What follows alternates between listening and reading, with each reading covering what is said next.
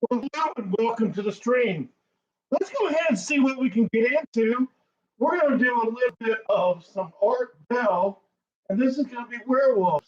This is part one.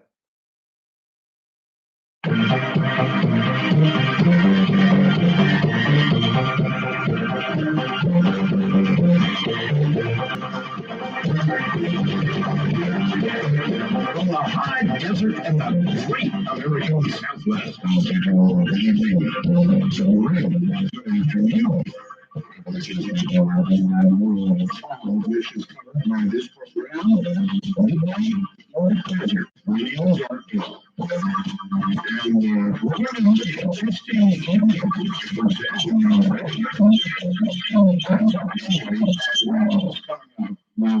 with our guest, Linda. I'm looking forward to that. The rules of the program are so simple. No bad language and only one call per show. A couple of news items and then a shock for you. Donald Trump signed the pledge. He pledges that no matter who the Republican nominee is, he will support him. So I guess he's to the point now where he figures he's so number one that he's going to be the nominee, so why not, right? Because there were threats looming if he didn't do that, and threats for the Republican Party too. Tom Brady also having a good day. He will start in the game because he beat the lead, Roger Goodell. Roger Goodell will not be at the beginning of the game. Well, probably because he figures the crowd will boo him. So Trump signs, Brady plays, and that's about as good as the news gets. Oh, well, there is sort of one different news story. This again comes from a website that I visit regularly. It gives a perfectly, I would say, rational and scientific explanation. It explains autoscopic phenomena. That means like, out of body, right? Or doppelganger encounters. These explanations discard the notion of an actual soul becoming temporarily separated from the human body and instead insisting it's nothing more than powerful hallucination invented by the brain. This is such bunk. Anyway, let me read it. Frankly, the possibility that our brains are powerful enough to cause us to hallucinate leaving our body is even more unnerving than simply believing the soul can travel. Discussions on subjects like these lead to wondering how come some people can believe in the paranormal at all. Well, apparently the answer lies in the way some people process things. This really gets bad. Intuitive thinkers generally tend toward believing in things like UFOs and ghosts and other supernatural phenomena, which honestly sounds like a vaguely insulting way to say that intuitive thinkers are kind of dumb. That's absolutely awful. And really, really, really untrue. Oh, yeah, one more item. This is pretty freaky, actually. Scientists in Russia, actually in Kazakhstan, are puzzled because it seems 60,000 antelopes have died. It is a mass die-off, not of a species, but damn close, in a way. Can you imagine that 60,000 antelopes got sick and just keeled over? It is a die-off. And they have no idea why. But the story caught my eye because it made me wonder if there could be someday. I mean, how many die-offs have we seen, huh? Things from the sea beaching themselves, birds crashing to the ground for no reason that we can figure out, bees committing virtual suicide, if one day Mother Nature doesn't say, we need a balance? And right now it's tipped toward Earth having problems with so many humans. Let's have a die-off. Now, how would that go? I don't know. Maybe, just a little thing, like a germ or a bacterium of some sort. Or who knows? But I mean, if there can be these die-offs that we continually see in the animal world around us, then it seems to me that we should always be on the lookout for all the little things that at first don't seem a big problem. Anyway, this is, one more thing to shock. If that all wasn't shocking enough. Tomorrow night. Now, some of you know, and some of you don't know, but a number of years ago, on another show in another galaxy, I interviewed the most amazing guy. His name was Mike Markham. Now, I affectionately dubbed him, and it stuck, really stuck, Madman Markham. I called him Madman because of, well, frankly, some of the things he did. Well, I'm talking with Madman, and he'll be here tomorrow night. Madman has agreed to come back on the radio. This is not a guy who likes the limelight. Not a guy who likes the limelight at all. And for a guy who doesn't like the limelight, it might be recalled he gave out on the air his phone number and address. He's not there anymore, so... Anyway, the ensuing 4 days, I think he got no sleep. He got a bunch of money in the mail. The world went nuts. Madman Markham back on this program for the first time tomorrow night. And I know that news is going to quickly go far and wide. Madman has not been interviewed. And I might add, although I'm not going to give it away, Madman has big plans. He's got big works underway. He's done amazing things since we talked to him. So, there you have it. Coming up, 14 investigator and former teacher, newspaper journalist Linda S. Humphrey is the author of 16 books on strange creatures, people, and places too, including The Beast of Bray Road. You gotta love that name, The Beast of Bray Road. Weird Wisconsin, Weird Michigan, Real Wolfmen, True Encounters in Modern America, and our most recent, American Monsters, A History of Monster Lore, Legends, and Sightings in America. She's been a guest on many national television and radio shows. She's an amazing woman. I mean, first of all, when have you ever heard of a woman talking about werewolves? Lots of TV and radio. She is also a commercial and fine artist. She illustrates many of her own books. Lives in southeast Wisconsin on the edge of the cryptid, what is this title? Moraine State Forest. I hope that's right. With her husband, a dog, and youngest son. Her next book is forthcoming in 2016 from Charter Penguin Books and will explore the even stranger side of strange creatures sightings. So, strange creature sightings, and there are plenty of those. So, coming up, Linda Godfrey, and we're going to talk werewolves. So, here we are on the phone, and she sounds great anyway. Linda Godfrey, hello. Hello, thanks so much for having me. Absolutely.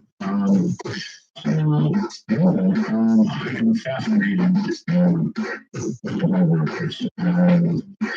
The first question I actually have to ask you is, are werewolves real?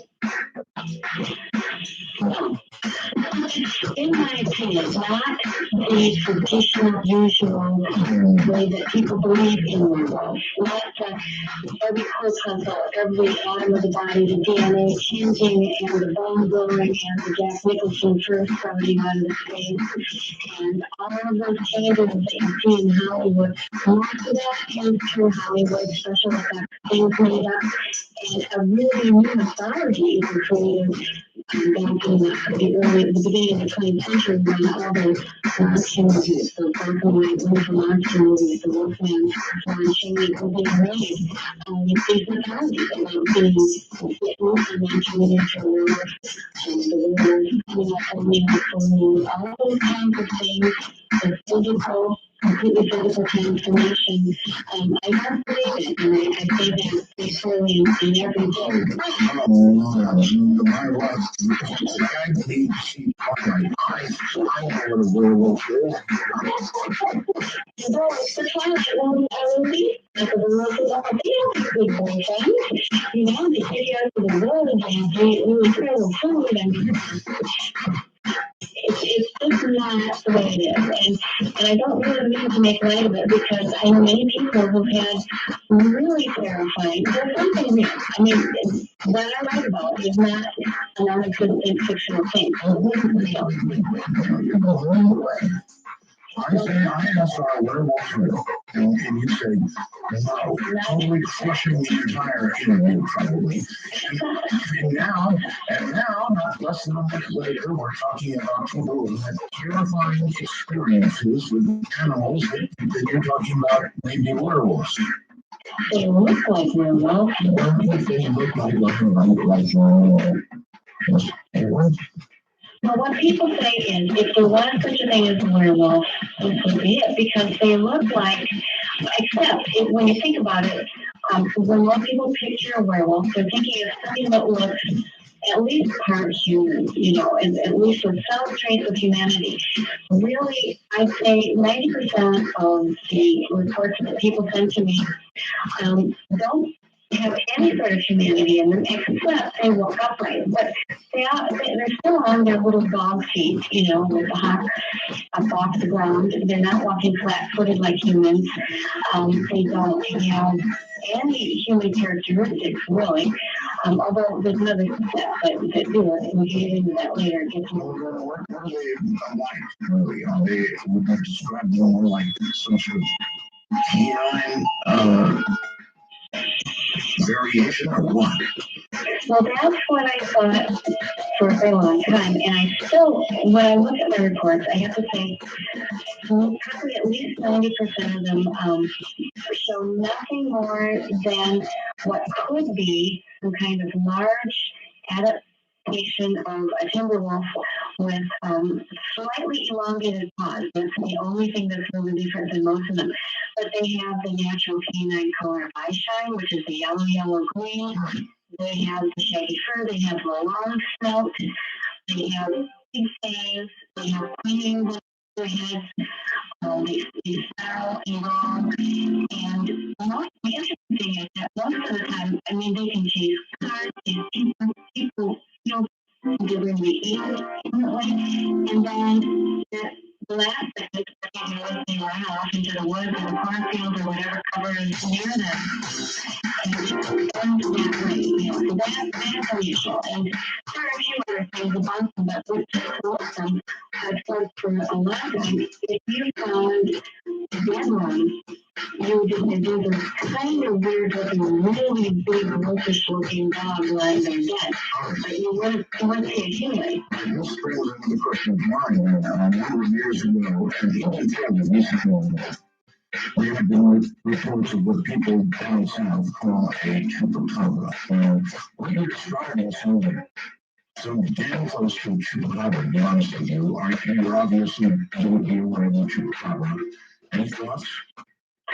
Yeah, I think that they're actually, and we're talking about the original Puerto Rican style chupacabra, not the recent Texas blue dog or the Jones reference that people take mistake for chupacabras. Okay, I'm not sure I can make that distinction, but okay.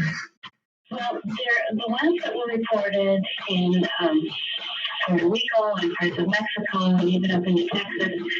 where with all of the huge mutilations and the goats were having the blood drain, that sort of thing. And that's actually what the name means. It means, it sucks its goats. That's literally the translation. And they were smaller than these wolfman type creatures or dogmen, whatever you want to call them. Sometimes they had scales, were occasionally described with wings. They had a different looking sort of claws. The wolfmen or dogmen made rough canine prints. They just look like a very large over canine print with the claws and everything. Chupacabras had different looking claws. So there were many different distinctions. Most importantly was that they were seen, and those witnesses who were able to describe the close range as having what looked like these hollow tubules protruding from their mouths that supposedly were used to be used to actually drain the blood from all of these animals. And that's something that you would not see in any canine. So this bar had some oddities. They also had a careful row of kind of spike dependencies on the back and right down onto the tail. So they did have sort of a different look. Fine. There are many things we can talk of. Let's talk a little bit about what's called the beast of Werewolves. This sounds so interesting. I've never heard any of this, never. Okay, sure. Well, that's right at the beginning, so that's a very good place to go. That's got me into this whole thing in the first place. I was working in 1990, 1991, first as one of the trial cartoonists, and then as a reporter for a countywide newspaper here in southern Wisconsin. And one of the first stories that came my way, partly because nobody else wanted to touch it, was a tip-off that I got that people around my own little hometown of Elkhorn, Wisconsin, were seeing that there was what they were calling a werewolf out on the country road outside a town called Werewolves. And I know I laughed. It wasn't that I was skeptical of all things unusual. I had been a film fan and had read about Bigfoot. My dad was a science fiction fan, so we all studied in film. But I had never thought about such a thing as a werewolf being real or appearing out where people, especially people I knew, could see it. And so I still was curious though as to where rumor was coming from, and I started asking around and discovered that there were people who were talking about this.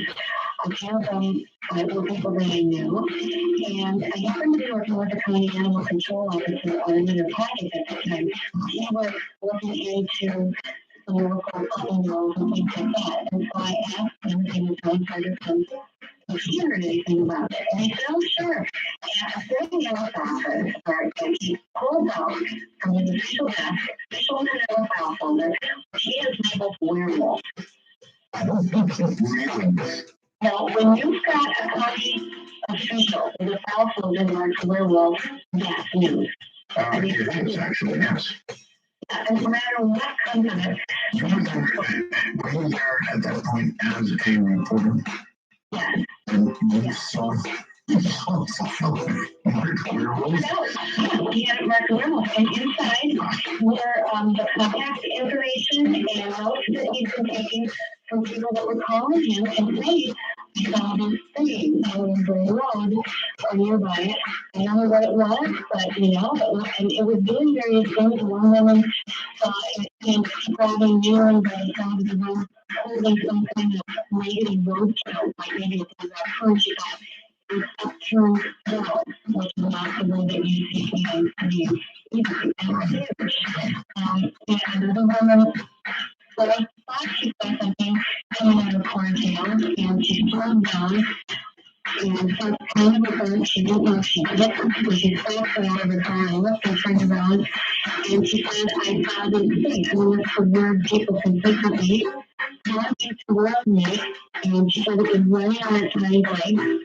Because she had a relative who was a very large wrestler, and this thing had at least as many levels and speakers.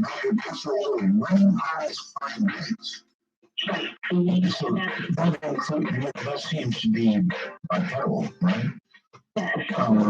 Now, what animal do we know of on Earth other than maybe the kangaroo? I don't know how many run on their hind legs. Well, not a lot. I mean, there are certain lizards that do. There are lots of mammals that can run on their hind legs if they want to or need to. I mean, if they're motivated, if their front limbs are injured, perhaps, or they're born without them, they can very often transition. There's some wonderful YouTube videos about a bear with an injured forelimb that is able to run around on its hind legs. There are dogs trained to dance beautifully on their hind legs. And then, yeah, the thing is really wild.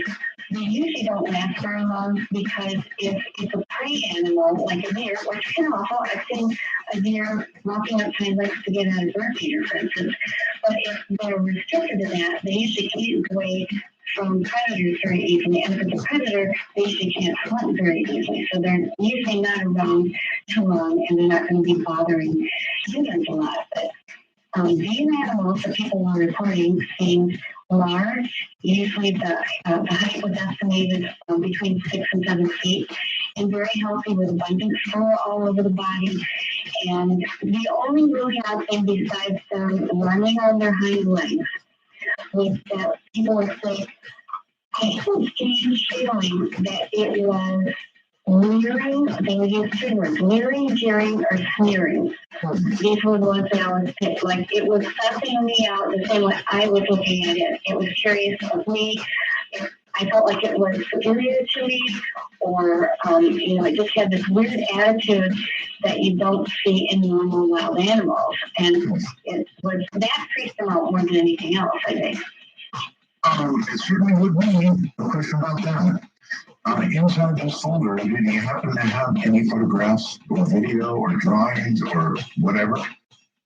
No, just the notes, that he's been taking. He's been speaking mostly by phone to them, but he shared the contact information with me, and I went out and interviewed them, and I did get some of them to draw some rough sketches, and I was kind of surprised at several things. One was that these people just didn't seem like hoaxers. It was a widely diverse group. It included men, women, children, color, white collar, farmers, professional people. It's a very wide spectrum, the more than I expected.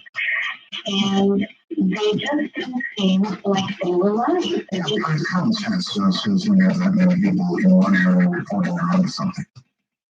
Exactly. And a few of them knew one another, but most of them didn't. They weren't all exactly on the road. The Bray Road is a connector between two highways, and then there are other roads kind of branching out from the ends of it. And so there were people all around this sort of nexus. You can kind of draw a little circular area. And I just thought, well, this is something really unusual. And if it's nothing but folklore, well, folklore is something people write down and keep track of, then that's worth it. If it turns out to be nothing than just some strange fluke that all these people had the same hallucination at different times and places, often years apart, like that. Folklore mostly doesn't have to call the cops. You want to make more of it, you might write about it, but you don't call the cops. Exactly. Yeah, and the other thing was, if you're a hoaxer, you don't usually call the cops because who, knowing that they're committing fraud, are going to call the local officials and need their handy information to be tracked down and charged with fraud. I've interviewed Bigfoot investigators, and I've always thought this toughest thing that anybody could ever do would be put on a Bigfoot costume and go walk around like out the local populace. Like I've described little gray aliens who would land, they'd be so full of lead by the time. And that's really true. And, well, I think it was the year before last, there was some guy in Boise, Montana, who I think got hit by 2 vehicles when he ran around to the road. Now, there have been hoaxes on Bray Road. I know a few of them where one of the farmers who were there because he wanted to parking his land. And I know another guy who was a county official who, this was after these things had occurred, and I've never been able to hook up the time frame was one of these known hookers within the sightings. Yeah, this is a guy who was a government official, and he thought that it would be funny to put on a girl suit and run across the road, but he only did it once. And it's very dangerous, and I've often thought, we're not thinking about this is kind of hard to go off the road for all they know. But there are people who do it. I know that, and There are many county officials know that, like those bags. What about those, I guess, she knows about these creatures. The new, beast type. In fact, they're the right? And there are things moving here in the desert, big things. Little things, big things. And you can hear them because the desert is so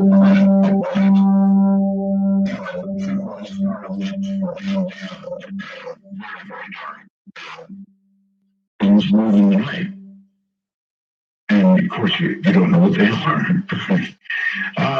Anyway, then back to your side of the world, or the country, and the beast of Werewolves. So we have this folder full of info about this. Well, werewolves. It was called werewolves.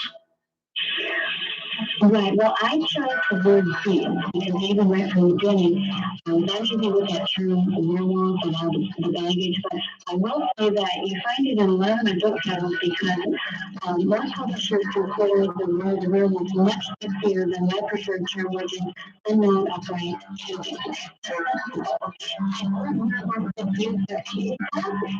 Give people a fairly accurate mental picture of what we think they're talking about. It's different from a different thing than a centaur or a slater or anything like that. It's an upright, most like looking creature. What you described, upright and the story could be described as Bigfoot, really, and what you described also was tall. So there's a lot of similarity there. It is right, but anybody who gets a good look at it is usually quite sure that it's one or the other because there are also some really big differences. The big footprint is usually not only taller but weighs probably 2 or 3 times as much more muscular. It's got the long arms that come down the shoulders and you hear them go down. You don't see the ear. It's usually you might see the pads on the head or the round head covered with fur all over. It does not have that long level. Some of them have a slightly problematic jaw or slight protrusion. But you can see that in some humans too. People describe it as a dog man. It's a long jaw, or behind even thing. So, but I know that a Bigfoot mouth up close and open Bigfoot mouth up close have described things that look like really big human teeth, that is flat. But so that's what we're seeing. The Bigfoot is probably in their life. The Bigfoot is some sort of primate. We don't know what kind for sure, but it walks flat-footed, that much we know. Its footprints are very much like a human. Very large, whereas the canine was, I guess the official term is digitally on its tongue. And people will say, I still hear it continue, but I don't necessarily think to people will say, yeah, it ran out really well and it came nice except its legs were facing backwards. Legs were turning backwards. And by that, they're meaning that one of them this was blocked and then there's a little thin leg area leading up to what would be analogous to the human ankle area, which would involve a hunch in an animal. And they're expecting, because above the ground, they're expecting it to be a knee projecting forward. And what's analogous to our knee joint is really up a little farther by what we would call the thigh. So they're looking at it and they're thinking of it in terms of, well, if it was a human, the leg would be bent backwards. But that just tells me that they're accurately describing a canine rather than a primate. All right, here's something from Chris. I get these messages by computer, so and Chris says, I have seen a werewolf-like creature face to face. In southern Indiana, there farm/woods. It had red eyes, emanated pure evil and hate. Has Linda had any reports like this from the Midwest? Yeah, most of the time reports like that are near, not always, but quite often they're near some sort of Native American reservation or a land like that. When I hear red eyes and exuding pure evil, and another trait for that usual trait is that it will seem to have actual shoulders. Canines do not have shoulders, but they will describe big shoulders, bigger muscles, and hands rather than paws. And that I relate to a type of it's considered not an apparition, but a projection or some sort of an apparent transformation that certain people who take the bad medicine path are able to make. And there are different names. It's called the skin changer, skin looker, different terms that people might recognize. You say people who take bad medicine. Who follow the bad path of what Native Americans would call a medicine path. That means a spiritual way that they take. And no, it's not like getting a bad dose of Maalox and you turn into Sherlock. You take a bad dose of something or another, and you'll probably see something. Well, yeah, there's another whole world there. Okay, so what really bothers me about this, and I don't scare easily, not much scares me. I don't live long, reports of chupacabras, all kinds of things. But I must say, I have a phobia about red eyes. I don't know what it is about red eyes, red glowing eyes. I'm honest to God, it scares the hell out of me. Yeah, because it's not what we're accustomed to seeing, you know, and so the eye shine at night is scary enough if it's green or yellow or white, ever, you know, because you know you're looking at something that can see you, or you can't see it. Red is bad. Yeah, and you know, I do get, I mean, I've been at this now for 23 years, and I started getting reports all types of things right from the beginning. And one thing I've noticed, and I try to go not by my own thoughts, but by what to report for Johnny. And when I started sorting these out and really looking after I mapped quite a few what connections were between eye color, I realized that anyone who was sure they were seeing a Bigfoot and it was giving off eye shine was seeing a red color. Skinwalker types that seemed to be somewhat more of the supernatural, if you will, for lack of a better word, side. And invariably had red eye shine. And the other upright canines that just seemed like maybe a strange wolf that got up and started walking one day would invariably have the yellow, green, normal canine eye shine color. All right. You know, obviously, some of these things are out there. The question I have, I guess, is what I ask a lot of Bigfoot for researchers, and that's how do they see for the most part, hidden? How do they stay away from human beings? We are so, or are we? I mean, there are a lot of open areas left. And you can keep that in mind, but you know, civilization is spread, concrete is spread. It must be harder for them. Yeah, I agree. And that always is one of the very most germane questions. One thing that has led me to kind of reconsider my position on both of these being totally natural animals, because as we do start moving more and more into the interior of all these giant national forests and state parks that people never really got into so much before, but it's becoming much more of a popular pastime. And people are outdoor looking, people are much more aware of all these types of things. So carrying guns, using drones, you can have trails continuing to, you know, we've got trail cams everywhere. And hunters are all like that. Also look at my lawn natural animals, and even they will sometimes show up their trail cam. And we can spot them. The ones that can be down near downtown to the right, to be shot, you know, and capture bears. And usually don't seem to have a big problem like in that trespass. But I don't think that when into I know this from experience because I do a lot of field work and that kind of thing. And trespass is a difficult trespass. No matter how hard you try, the drug can work perfectly. One push shot and sitting around. Most of the time you'll see something like a dog or a tree or but unless or something that is possible or the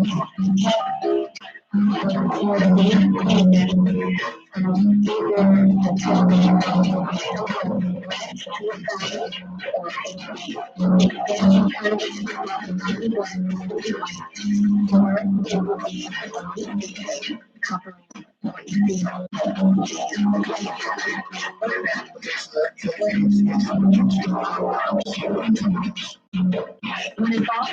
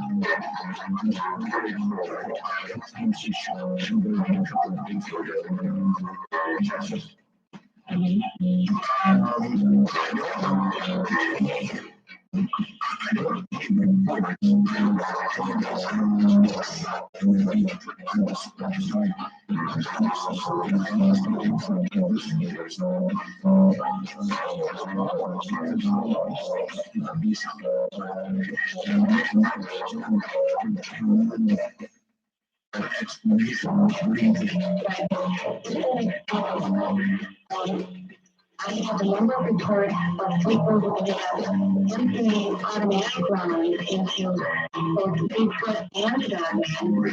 And it just looks like it usually leaves at that point, but they don't, and it goes for a little bit of time out, find broken brush, evidence that something is like that way, and then all of a sudden they just move it around and it's gone.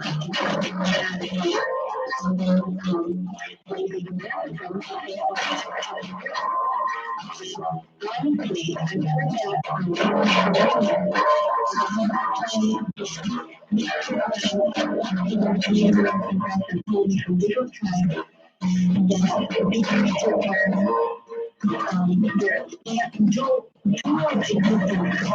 when you're here, they're physical, they're corporeal, they need to eat, they breathe, they need energy, and they come to what's called the spirit world, what we like to call the world, this world, understand these creatures, perhaps in the same way we do, using different language to discuss, for example, the spirit world. We might talk about different dimensions. Right. So it's sort of all explaining the same thing. That's how it seems to me. To me it seems different in terminology. And what they said to me is that these creatures, and that's usually speaking to me about the dog man and the wolf man, have been here longer than people, and they know how to get between the worlds. They have their own reasons for being here, and you find the variations. Some believe they're evil, some believe they're benign, some believe that if you see one, it means we're going to die. Well, there are different interpretations that way, but when it comes to the actual nature, in most cases, and I've talked to some pretty interesting people. I know one person told me this was a woman who is not only has a doctorate in anthropology, but is also an elder in the Ho-Chunk tribe here in Wisconsin, which is notoriously close about revealing these sorts of things. But it's just so parallel to this idea of different dimensions, and I think it's almost impossible not to make that comparison. So that is, if you make a guess, that's your guess. Yes. Well, the large majority of the facts given in the report the best. It's a paradigm that fits everything the best because after a while you get so many reports from credible witnesses saying things like, it was running from me and all of a sudden it just disappeared. I saw footprints, I heard it going through, but I couldn't see the animal. Okay, so the footprints remain to be measured. My answer or they remain to be measured. Yes, yes, in many cases. And that happens both for the dog man and with the Bigfoot. I've seen Bigfoot prints. A cat song, I've never had a good enough, deep enough one that was a great cat, but I've seen them and measured them and that sort of thing. I've got lots of photos of dog prints that just look like very large, larger than wolf prints, even canine prints in many cases. I've got one place where I've lived on the property owner for 2 years, and we have different kinds of footprints. And in one instance, the footprint started in the middle of a snowy field, took into the snow with a delicate crust on the top, and all of a sudden something appears, rolls around in this area a little bit, and then gets up and walks off in a biped fashion towards the woods. And these footprints begin in the middle of a pristine field. They begin in the middle of the field, and then they walk out. The alternative is that it walked backwards bipedally from the forest, and then turned around, and then somehow, but then it doesn't show you where it goes from there. It's illustrated either way. Exactly. Yeah, and we have, and that is a crazy place, I'll tell you that. So in other words, it appeared to kind of, out of nowhere, like Arnold Schwarzenegger. It's like, the only way I could think of is if a helicopter lowered an animal down, off a little rope ladder. Oh, you're dealing with that, I'm sure. Or a flying saucer or UFO beamed it down. It's just, where did it come from? There's just, and I've got a photograph of it. The slightly imperfect, they were taken by the homeowner when he wasn't exactly sure, what he was doing there, but they just show them. Have you, I suppose, have published a number of books about this kind of thing? People come to you, I'm sure, in droves with these stories. Well, yeah, it started, this was the weird thing, going back to when that piece of Gray Rock story wrote. I remember talking about it to my editor, and we agreed that people would locally have fun with it for maybe a couple of weeks and forget about it. And immediately it went national. And this was before things went viral on the internet. Almost nobody was on the internet. People had to write me, snail mail, or find an actual phone number and call me there. And what happened was, the media began coming right away. I was on radio shows everywhere. The local Milwaukee and Madison TV channels came, and then it went out to Inside Edition came, where Bill O'Reilly, he still on Inside Edition, different shows, and that caused a great flood of letters from people who said, I saw the same thing. I never knew who to tell before. And this continued. I worked for that newspaper for 10 years, and even though I wasn't doing really things to promote it, it just kept up. And finally, it was a good, well, it was 2003 when I became the copyright for documentation and my whole place again. And the book then, when I had a new one, and that just continued for the 11 years I've been writing books. And are you aware of any human beings being either harmed, maimed, killed by any of these creatures? Not in cases that are reported to me directly. I've heard of other cases where people have claimed this, but they weren't things that I investigated. I didn't have any way to vouch for their validity. But in 23 years, the only personal injury that I've had is from a man in Quebec who he encountered an upright wolf-like creature on a trail. He wasn't armed or anything. He kind of panicked. He said he felt like it was going to jump at him, and he could have jumped the other way, and accidentally he fell, tore his hip and his flank with one of its veins, and he had to go to the hospital and get stitches. He sent me a picture of the scar, which doesn't necessarily prove it, but it sure looked like something that was made. Pretty good proof, actually. Werewolves, and things like werewolves. Creatures that move in the night, and they do indeed move in the night. I hear from so many people. Linda, here's one. Jason writes, I'm partially, I believe it's Lumbee Indian, and I'm very interested in where you think the show Hemlock Grove's rules for werewolves, or how werewolves can change without a moon, but it causes a curse to incur and drive the wolf either insane or demonic based upon the traditional werewolf lore, I guess. Did you say about a show? I didn't quite understand. Yeah, I'm personally looking Indian. I'm very interested in where you think the show Hemlock Grove's rules. Is there a show called Hemlock Grove? I don't know. I haven't seen it. I'm sorry. Okay. Sorry, Jason. I'm sorry. I wish I could answer better to that. Okay. Well, you must have seen Twilight, right? You laughed. Yes. Yes. Yeah. The thing is, I have actually tried to correlate full moons to the sightings of these things. I found nothing. And found really nothing. The closest I found is that in my most recent study, everything that's in my new book that will be coming out in 2016 that's at publisher right now. I went through the whole thing, and everyone that had a date that I could go back and look it up on a full moon chart, I did. And the closest correlation was not a full moon, but a half to 3/4 moon. Here's something I can tell you. I don't know how a full moon would affect a werewolf or any of the weird creatures we're talking about tonight, but it sure as hell affects humans. When I was in the Air Force, I worked as a medic and somewhat in a hospital. And let me tell you, Linda, full moons brought it on.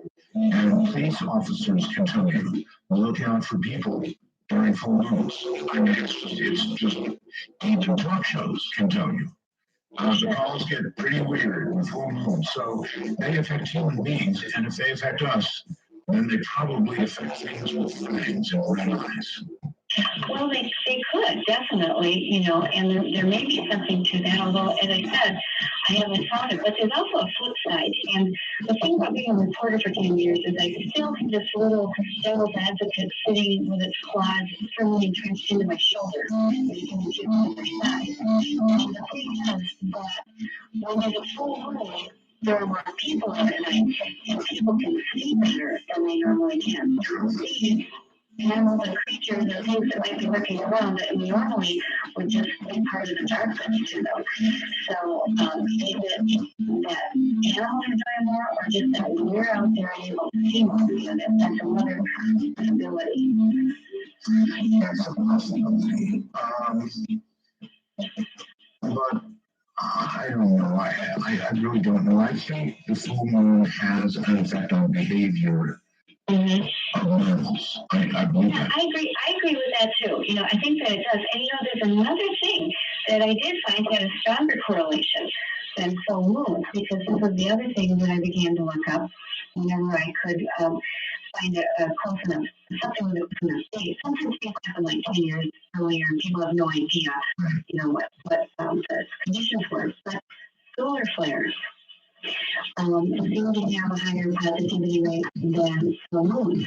And to me, that makes a lot of sense, because when there's a sunstorm, we're going to affect the electromagnetic system. What is the human body? What are animal bodies with our electromagnetic fields? That's what we are. The electromagnetic field holds all these atoms together that make up our body. Wow, you have brains, Linda. Have you ever watched a brain when you're doing brain surgery all the time? By the way, who isn't awake while they're doing it, because you don't really have feelings in your brain. You do a little anesthetic when they cut, and then when they put you back to sleep at the end, when they can stitch you up in between, you're awake. And they took a tiny electrode to a part of your brain, and pretty soon your hand, or your speech is different. That's all it takes is a little tiny, tiny bit of electric current. So you're right. When we're getting hit with solar storms, we are being bombarded. And sure, it may have an effect, yes. Well, there have been some pioneering researchers. Persinger and Lafreniere have this book, Transient, I'm blanking on the name of it, but people will understand what it is. And Janet and Colin Ward have both studies where they've looked up regularly strange creature or anomalous creature sightings, and then tried to see where there might be some deviation in the electromagnetic field of the area. And they found a correlation between natural geological features such as quartz formations, granite formations, that kind of thing, and hotspots of these creature flaps.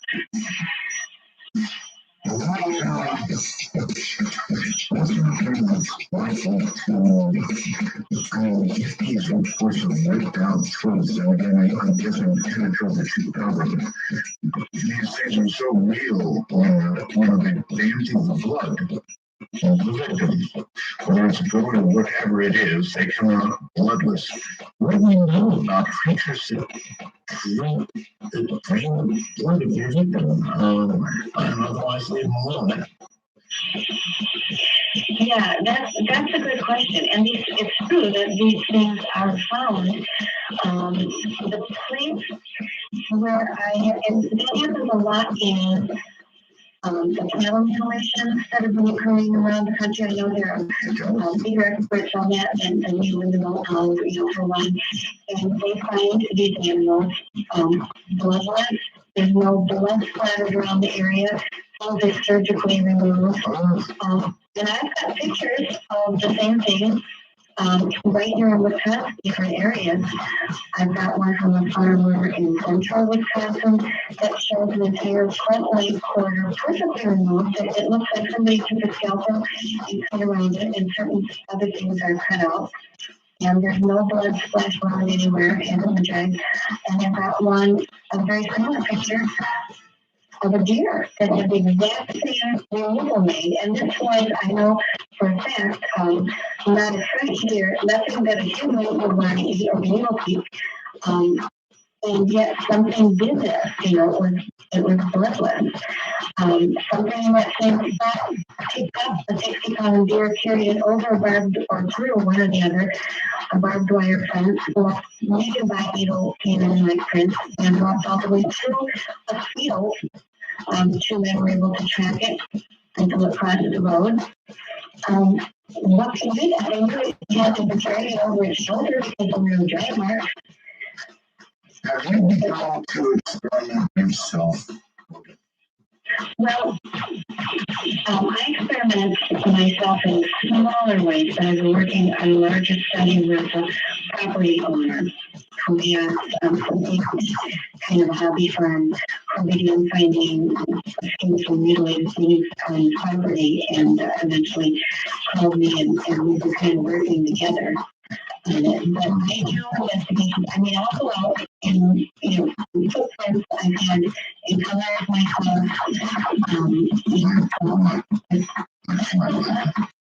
Well, the only dog really color that I've had, and I really had one, although I can't totally prove it. It starts off my book, Michigan Dog Man, Side of the Michigan Dog Man. I was on with a channel in a very remote gravel road in Michigan, kind of near the huge Muncie National Forest, with a couple of witnesses, and it was about 2:30 a.m. It was like 90 degrees and almost 100% humidity. We were drenched in sweat, and we kept hearing sounds like some large dog shaking its fur out like 30 feet away in the bushes. We kept seeing yellow eyes shine. We kept hearing things flying around us. And finally, we had spotlights went up on the road. And finally, I happened to look one way and saw once they start going across the road and its fur was and the fur was caught in that spotlight. It was gray fur. You could see very clearly. It wasn't that far away from it. And it was vertical. And we know that it was at least 1 feet tall because it momentarily blotted out a reflective road sign and went across to the other side of the road. One of the other witnesses saw it too. Of course, the cameraman used his camera aimed the opposite direction during the 2 moments it took for that same car. And at that point, the witnesses just started trembling because they had one of those big, probably one in the shoulder, starts rumbling and want to chase the car, and then just go make the move that way. Right now, if you have one actual real, no question search, history channel there with the channel beneath, you And I see pictures. I had some really interesting pictures, and my camera disappeared. And there was no person there. Yeah, in fact, it was so inexplicable. We searched the ditches, we searched all kinds of things. wait, you're telling me that you had a camera, even though the history channel was going the wrong way, you had a camera, you had the presence of mind to take pictures? Well, not of that. I mean, that was too momentary, but before there had been other things. I had taken pictures of like footprints and the eyes, and that kind of stuff. The camera was gone. And I finally ran out of battery and film, and I placed it inside the van, the History Channel van, where nobody would have been able to get it. If either of the 2 witnesses had gone for it, I would have been. I was standing, leaning next to the van, and at the end of all that, it was gone. There was absolutely no explanation, and the History Channel actually bought me a new camera to replace it because neither the cameraman nor the witnesses nor I could explain where it went. That was great from Caldoni. He says, I'm originally from southeast Wisconsin. I've ridden my motorcycle down Bray Road at night, and I must say the area around is marshy, and at night it's often foggy. I've heard of the beast, and I was really on edge the whole way. So a lot of people have heard about this werewolf thing. A lot of them. Right. No, it is a movie I have nothing to do with. It's sort of a old-fashioned style horror, gory flick that there's no relationship to anything real that happened, but that helps make it a lot more famous. I want to ask you something now that is a total turn in the corner, but I think it's in an area that you cover as well. Mm-hmm. You remember 9/11, of course, right? Mm-hmm. Oh, yes. Okay. Everybody does. Yep, sadly. And I can't remember the specific picture, but I am telling you, Linda, somewhere in the array of 9/11 pictures, photographs that were taken in video, there was a picture, and there was scale for the picture, so you could tell some kind of gigantic bird or winged creature of some sort was in one of these photographs. And if you didn't see it, if nobody called your attention to it, I can't because I don't have it right now, but I know it's out there somewhere. Somebody will send it to me or something. And it brings up the whole subject, at any rate, of these gigantic winged whatevers. Mm-hmm. Yeah, and I remember seeing that at some point, but it's been a very long time, so I'd be reluctant to talk about that one thing, but you do get this recurring theme of winged things being thought of as harbingers of doom of some type or another, and of course the classic would be Mothman in Point Pleasant, Virginia, which began to be seen around this community, and then the Silver Bridge goes down and all these people are drowned and killed. Before, I've had a sighting of what some people call the bat squad. Bat wings, 20 wings, 20 foot wingspan, bat winged things with 3 humanoids in the center. That it occurred 3 days before a drowning, an unexplained drowning of university students in La Crosse, Wisconsin. I don't think all of them are, but it does seem that there are quite a few that have the harbinger of doom or prophecy. Something that big with talons grabs you, it's not a harbinger. It is doom. Yeah, you would not want to be grabbed. No. Seriously, there have been photographs of incredibly large flying things. And that, it opens up the possibility, again, that Bigfoot, werewolves, all these creatures that we can't account for, chupacabras, things that fly, may come from elsewhere and blink in and out of existence from our perspective. I cannot refute that anymore because I've just had too many eyewitness reports over the years.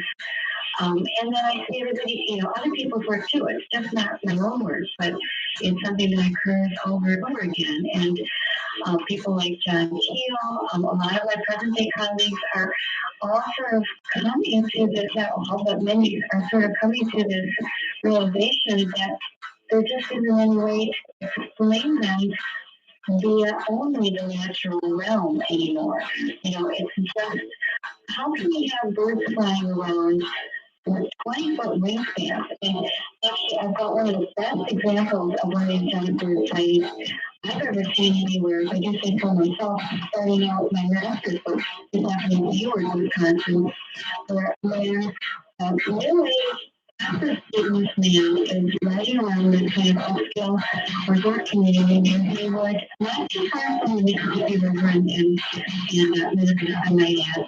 And it's a beautiful day. He's on a bicycle.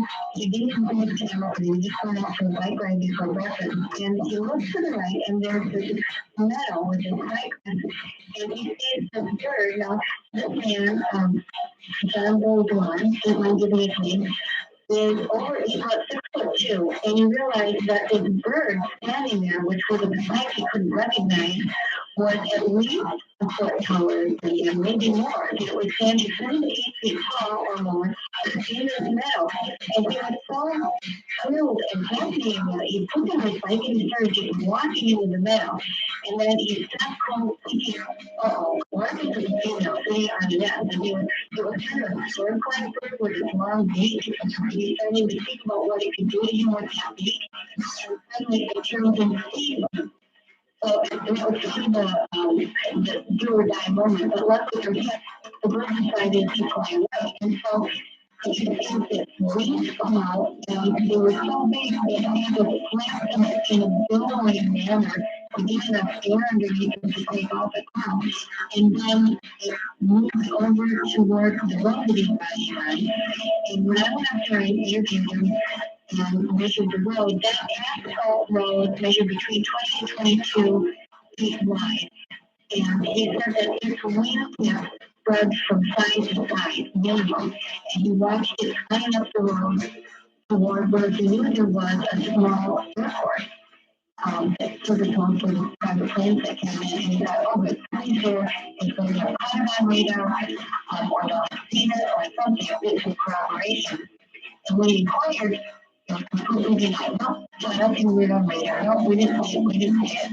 And yet, this was over, several minutes. It was broad daylight, close range, and, they were pretty tell for good eyesight in the daytime. So, the trouble with most part of bird feeds is they're up in the air and you have nothing to compare them to really get a good idea of their size. And that argument is completely taken away. There's a argument for you, and it's the one that hurts all the bits of guys, and that is, if something this out of our normal frame of reference is seen by somebody, whether it's in the woods or wherever it is. There are some people who say, well, take a gun, shoot the thing, we'll get it, we'll dissect it, we'll do all the things that a lot of people hate to think about, and we'll find out what it is and everything we can about it. And for that reason, it should be shot. Other people